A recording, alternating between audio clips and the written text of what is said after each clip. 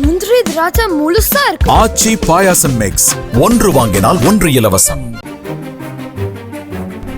சென்னையில் metro rail பணிக்காக தோண்டப்படும் பள்ளங்களிலிருந்து எடுக்கப்படும் மணல் 25,000 ரூபாய் வரையில் முறைகேடாக விற்பனை செய்யப்படுவதாக கூறி காவல் ஆணையர் அலுவலகத்தில் மணல் லாரி உரிமையாளர்கள் புகார் அளித்துள்ளனர். குறைந்த கட்டணம் செலுத்திவிட்டு அதிக விலைக்கு மண் விற்பதால் அரசுக்கு வருவாய் இழப்பு ஏற்படுவதாகவும், மணல் அள்ளிச் செல்லும் வாகனத்திற்கான அனுமதி தூரம் நேரத்திலும் முறைகேடு நடப்பதாக புகாரில் தெரிவித்துள்ளனர்.